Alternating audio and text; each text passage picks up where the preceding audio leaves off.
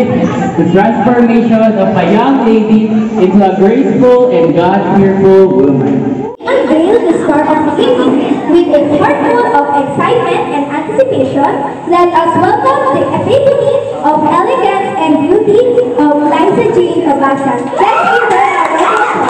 Ibigay lang po kung sino man po matatapatan ng mic na isang word that will describe our debutant and explain po why you picked that word to describe her. Describe her and why. Reliable. Reliable. Okay. Alam mo yan? General, matcha, pero kapag magkakamay, minsan size ba nila minsan matcha lang. Ano po ang mga paboritong kulay po ni Liza?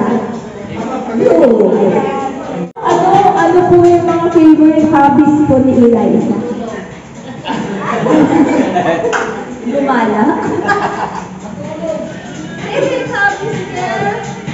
Ano hobbies niya kumain? Tama yun! Kasama ka naman lagi na.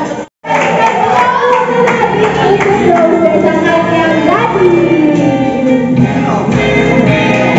Gusto kita. Palakpakan naman ako yan!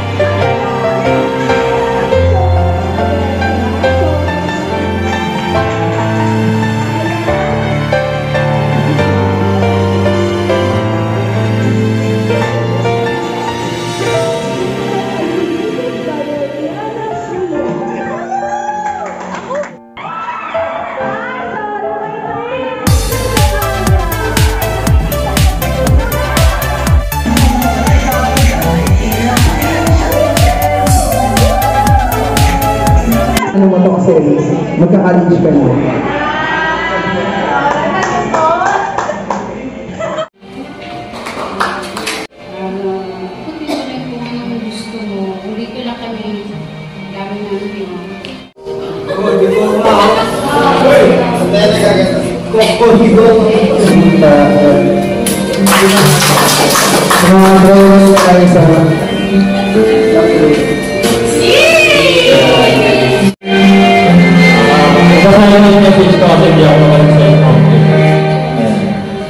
Happy birthday. 18 ka na. Huwag ka muna mag-asawa. Huwag ka muna mag-boyfriend. Ang wish ko lang sa'yo, alam makinig sa mga tao na alam sa'yo. And actually, masaya rin kami na pumasa ka sa isa sa mga dream school mo. Para yung nakakasaputos sa dream school niya. Halos lahat po kami talaga po nagawa. Wish ko lang sa'yo tulad na nila ate, nila kuya, makagraduate ka rin doon after 4 years. Itong regalo ko, makakatulong sa pag-type niya. And baka makatulong rin ko sa pag-aaral ng type mo. Keyboard? Happy birthday, Lola. Happy birthday. Happy 18th birthday. Yung message ko, ayun, araw mabuti. Yung regalo ko sa personalized 1:1 year. Unique na tayo, so gusto kong ano na sarili kang life na gano'n.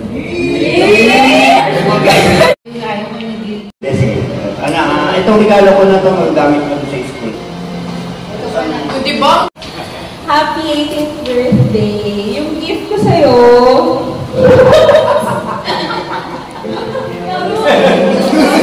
kasi para makikinig ka.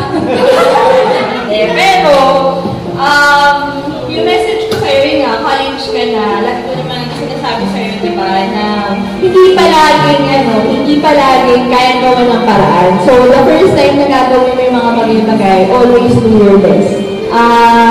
Tsaka yun, makikinig ka palagi sa mga nakakatanda sa'yo. Kasi sabi nga, ang isa sa mga natutunan ko in life is, hindi mo kailangan pagdaanan lahat ng pinagdaanan na may hirap ng iba para matutunan mo yung lesson. Yun yung second hand lesson na pwede mo matutunan. So, makikinig ka sa mga nakaranas na nun. And gagalingan ko sa college ko, sabi nga ni Justin, 4 years lang, ha? Ayun, tapos ito, itong gift ko na to, kasi bumabiyahe ka from E&M, Fairview, pabalik-balik. So ito, pwede mo mag-aaral sa biyahe mo, wireless earphone. So, para pag kailangan mo siya, so pag gusto mo mag-review, tapos ayaw mo naririnig yung paligid mo, yun, nakakatulong siya. Mag-aaral kang mabuti, ha?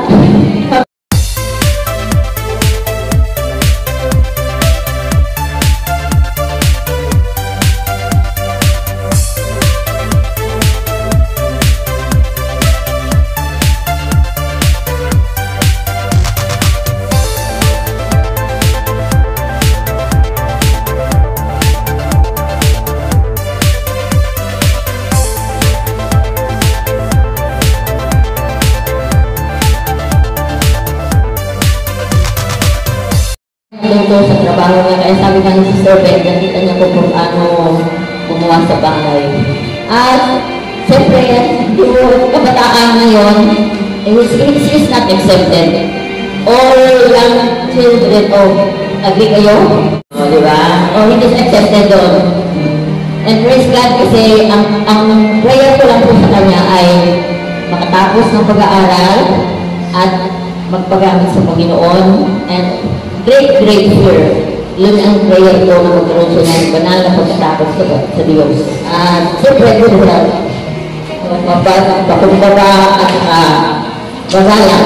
Yung at nagmamataas ay bababa ng Panginoon. At ang nagpapakumbaba ay taas. So, alam ko pagpapala at kung paano siya pinigilan, kung paano siya pinapahaliran ng pagpapala. Pwede ko ang Diyos na masipit na nagpapala. Alam mo ang kalagayan ng kanyang puso, mangarin niya, ang pagmamahal niya. Go lang. Kung tinanong kung anong gusto mo, dito lang kami dami namin. Buhay, pinaghandaan mong lahat ng ito para maranasan namin ang pakikiisa namin na selebrasyon ito na inihanda mo para kay Liza. Salamat, Panginoon.